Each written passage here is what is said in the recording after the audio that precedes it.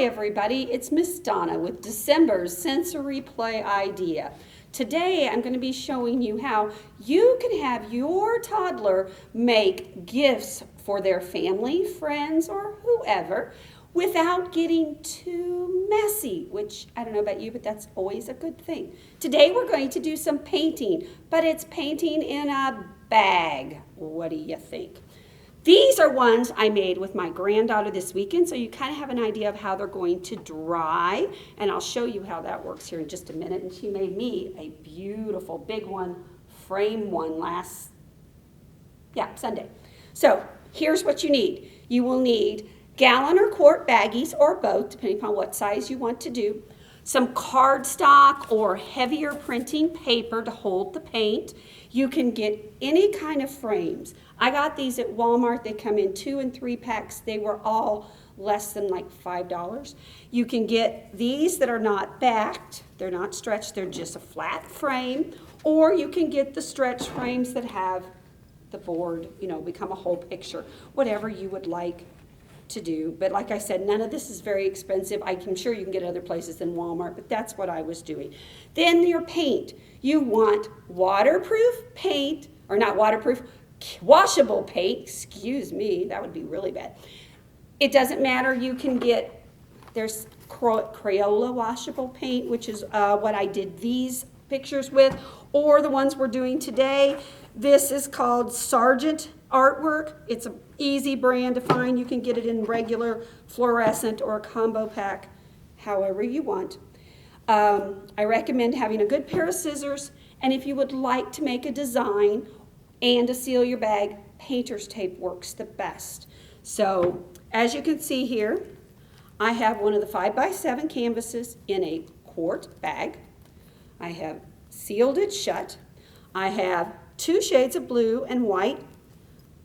This is a snowflake design that's put on here with little pieces of the painter's tape. So when you do this with your child, you're going to want to tape this shut, because I discovered with my granddaughter, the first thing they want to do is hand it to you and go, open. So I would recommend taping this shut. Possibly what you might want to do is, if you have a texture table or something, you might want to just actually tape your plastic down so it doesn't move while they're doing it, because it will slide.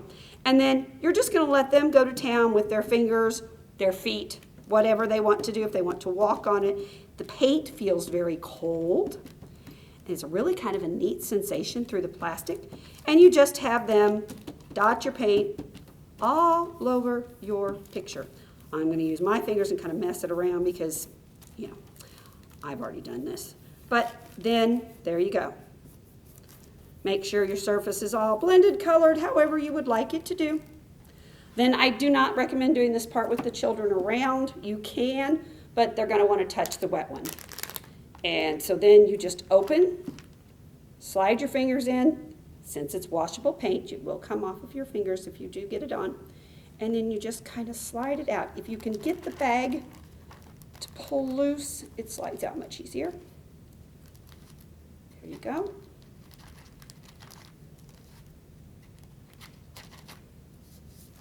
All right, there we go. Place it out on something to dry. I just put down a paper towel. And also shows you if you need to, run your finger over anything or whatever, but there you go. Mine took less than 48 hours to dry. Actually, after 24, they were fairly dry to the touch, but to make sure, especially if you're going to be peeling, and this is what you do. When it's dry, this one was done Sunday night. I peeled these letters off last night, so 24 hours, 48 hours.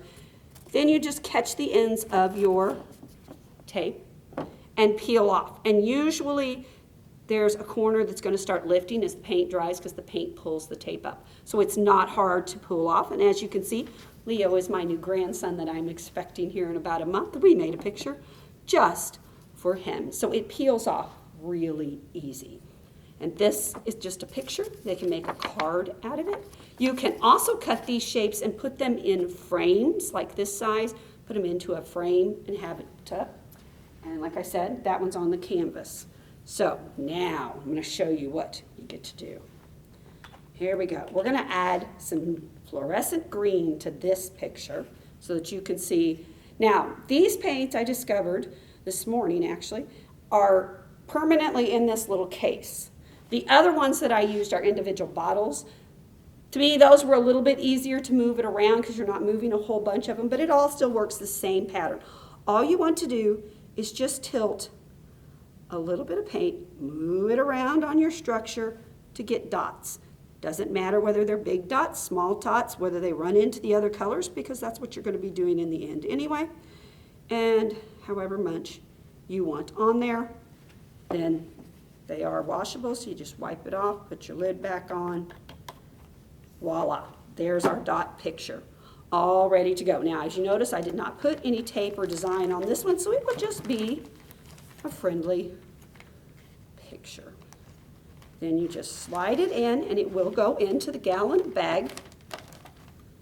Shut the gallon bag. Like I said, recommend taping it. But then you go, it starts to blend, which kind of gives the kids an idea.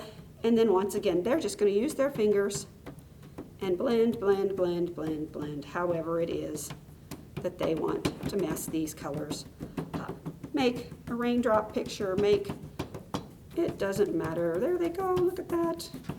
Some blending together, some separate dots, and before you know it, you pretty much got all the paint.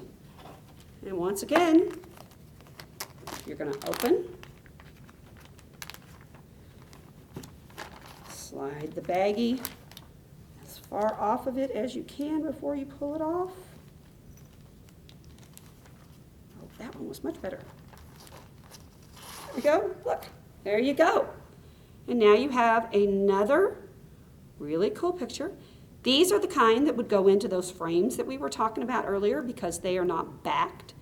So they would be great to frame. You can also use something to write your child's name in it if you want to do that, or make sure that you use a permanent marker on the back side and put their name and date on it like that. So however it is, so that grandma, grandpa, aunt, uncle, mom, dad, whoever it is you're making it for, knows when it was made. Because these are the kinds of gifts that your kids are going to go back and be able to show their kids, hey, look what I made when I was your age. Let's try this, because that's a really big thing.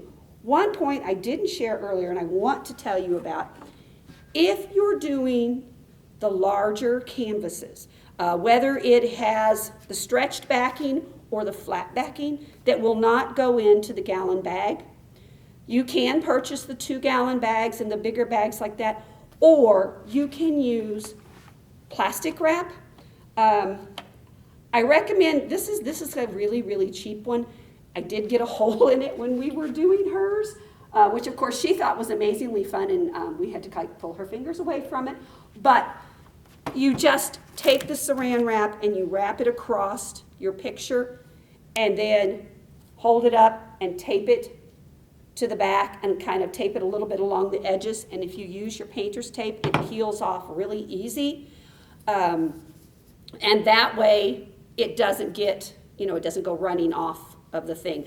I did have another person tell me that another idea is if you put it flat on a table, put your paint on it, make sure you have it laying on a towel or a big piece of cardboard. Then take your saran wrap and then just tape your saran wrap down. Leave this loose, but just tape your saran wrap down straight onto the table so that it's taped down like this instead of trying to fold it under. Then when you lift your tape, you can just kind of pull it up in one big motion and put it in the trash can. So that's the other, I did forget to tell you that, because if you use the bigger canvases, they won't go in your bags. But other than that, I think that about covers all of the directions. I hope you guys have a lot of fun with this, and please share your pictures and let us know how they turned out and what works best for you. This is Miss Donna. Happy holidays, Merry Christmas, and a blessed New Year. See you guys in January.